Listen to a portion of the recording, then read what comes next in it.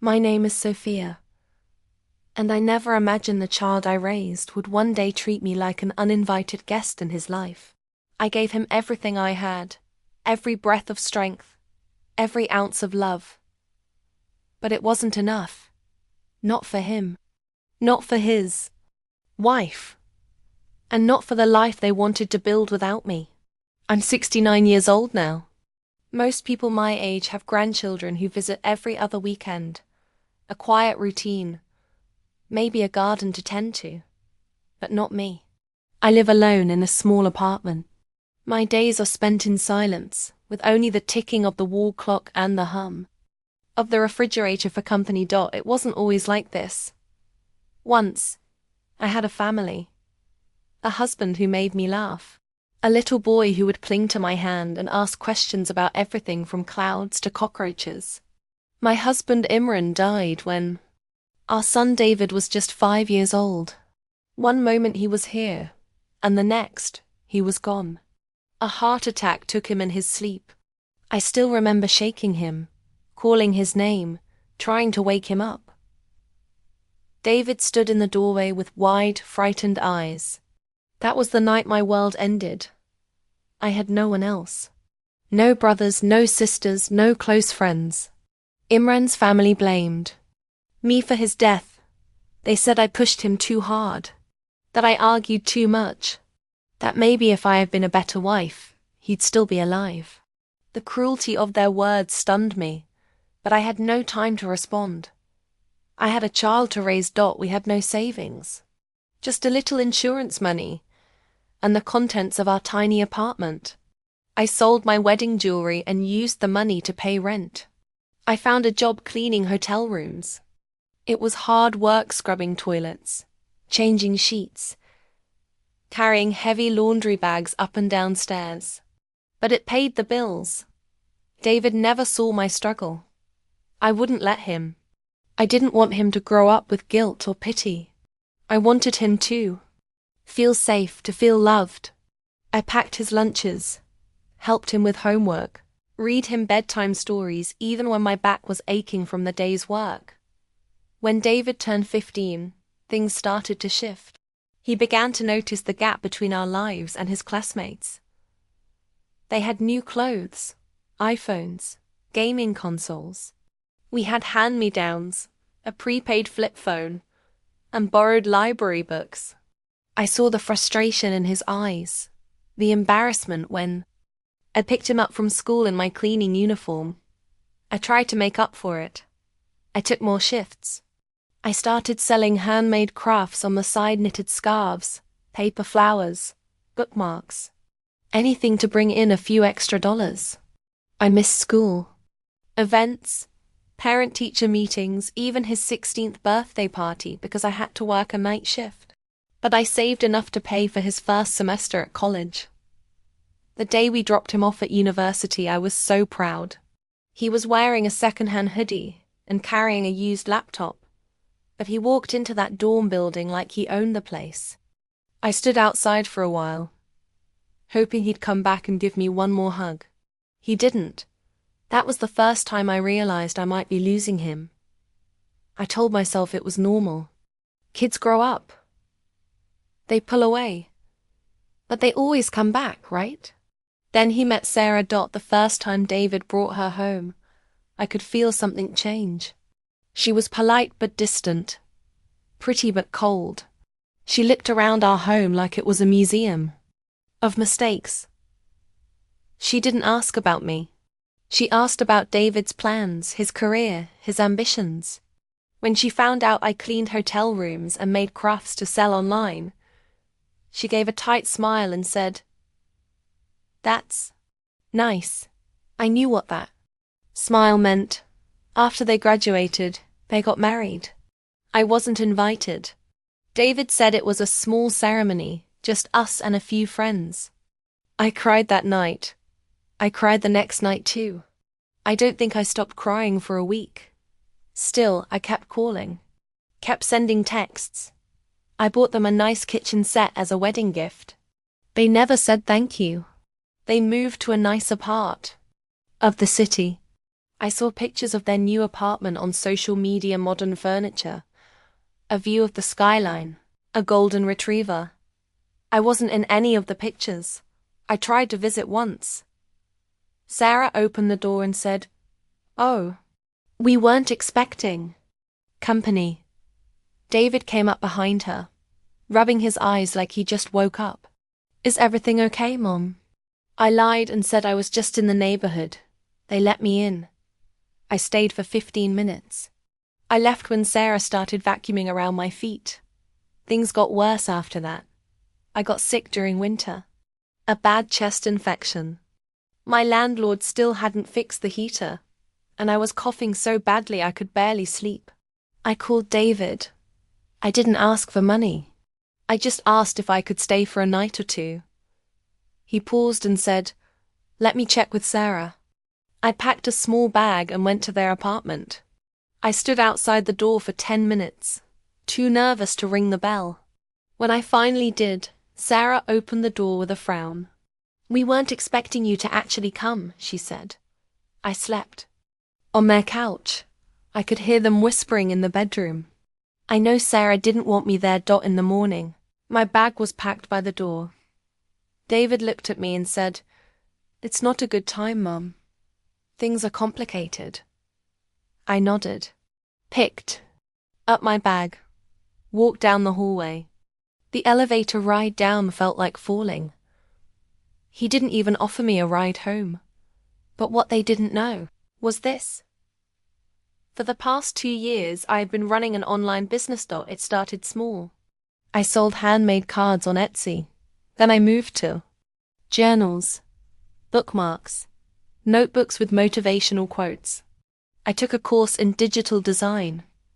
I watched videos. I stayed up until 3 a.m. learning how to use software. I taught myself about SEO, ads, branding. I created a Shopify store. It took time, but it grew. Month by month. Sale by sale. Now I was making over $75,000 a month. From my tiny apartment. With a broken heater. With silence and shame as my only companions. I never told David. Didn't need to. But after that night, after they kicked me out like I was a burden, I decided I would start living. Truly living.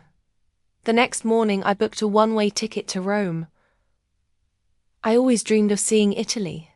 I never had the money all the time. Now, I had both. And as I packed my bag, I looked at the box of David's old books he had returned to me months ago. I opened it, ran my hand over the worn covers and smiled. I wasn't just a mother anymore.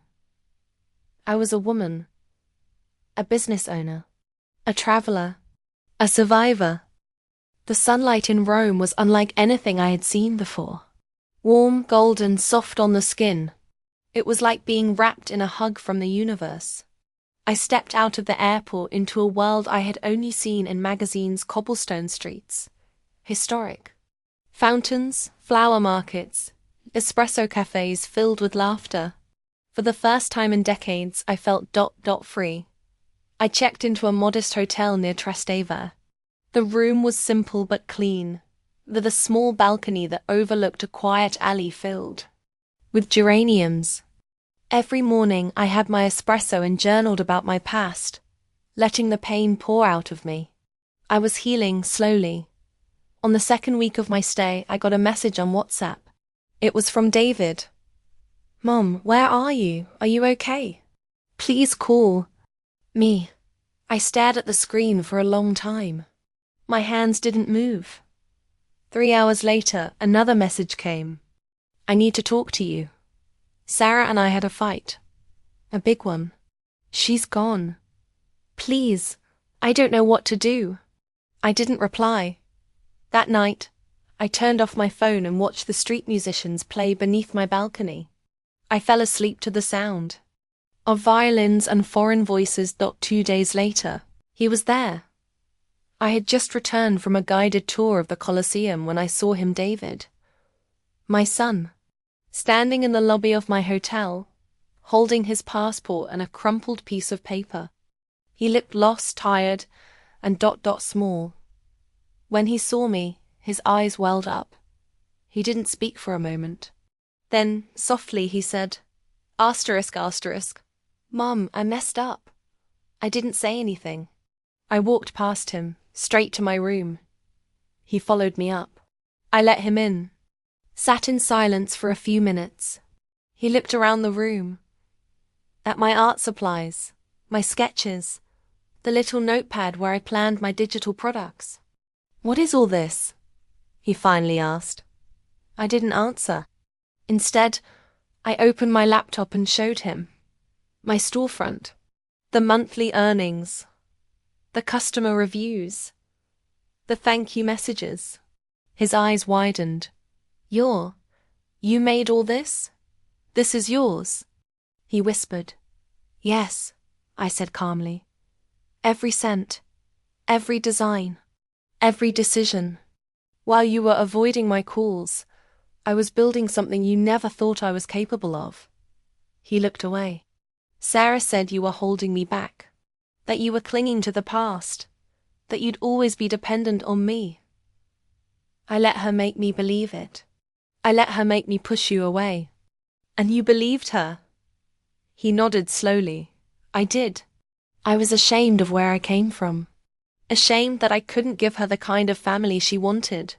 And in trying to prove something to her, I forgot what mattered. I forgot you. I sighed. I don't need your apology, David. I needed your respect, your honesty, your love, and you threw all of that away. Tears rolled down his cheeks. Can we fix it, Mom? Please. Can I stay for a few days? I looked at him. My son. The boy I raised alone. The man who let me sleep on a couch and sent me back out into the cold. You can stay, I said. But this time, you're not here as my son. You're here as a man who needs to understand what he lost. David stayed in Rome with me for 5 days. At first. The silence between us was stiff and painful. We barely spoke. He tried to help in small ways, getting coffee, carrying groceries, offering to cook. But I didn't need his help. Not anymore. I wasn't the mother crying in a freezing apartment, waiting for her son to call. I had become my own person. And now, he had to see that dot on the 3rd day. We visited a gallery near Piazza Navona. I watched as David looked at the paintings, not really seeing them. His mind was elsewhere. When we sat at a quiet cafe afterward, he finally opened up. She left. Sarah left. For good. I said nothing. He looked down at his coffee. She said I wasn't ambitious enough, that I didn't earn enough, that I was wasting time trying to repair a broken relationship with a mother who had nothing to offer. He glanced up at me, tears in his eyes. But she was wrong. You had everything. You were the one holding me up my whole life, and I didn't even see it. His voice broke. I'm sorry, Mom. I was weak. I let her decide how I treated you. I didn't even fight back. I just watched you walk away. I reached across the table and took his hand. I forgave you the day I booked that flight. I had to let go of the version of you I kept holding on to. I couldn't carry the weight of both our lives anymore. We sat there for a long time, hands clasped, the past drifting between us like dust in sunlight. The next day, he asked the question, would you consider moving back in with me? When we get home, I'll find us a place. A real home. Just you and Emmy. No Sarah, no judgment. Just a fresh start. I looked out the window. Rome was glowing under a golden sunset. Children were laughing in the streets below. A violin played somewhere nearby. I turned back to him. David, I love you. I always will. But I don't need to be rescued. I don't need to move back in. I have my life now. One I built when you weren't there. And I'm proud of that. His face fell. So you're saying no? I'm saying I'll Visit. I'll call. I'll be in your life. But I'm not going backwards. We can start something new, but from where I am now, not from where I was. He nodded, slowly, respectfully, and I saw something in his eyes I hadn't seen in years. Understanding. That evening, we took a walk along the Tiber River. The city lights sparkled on the water. David told me stories from his childhood things I never knew he remembered. I told him about my dreams, the ones I buried for decades. We were no longer mother and child. We were two people meeting again, as equals. When he left Rome, he hugged me tighter than he had in years. I watched him disappear into the airport terminal, not with sadness, but with peace. Back in my hotel, I opened my laptop and sketched a new journal cover. The title was simple, The Woman Who Found Herself, and beneath it, in small print, sometimes losing everything is the beginning of having it all.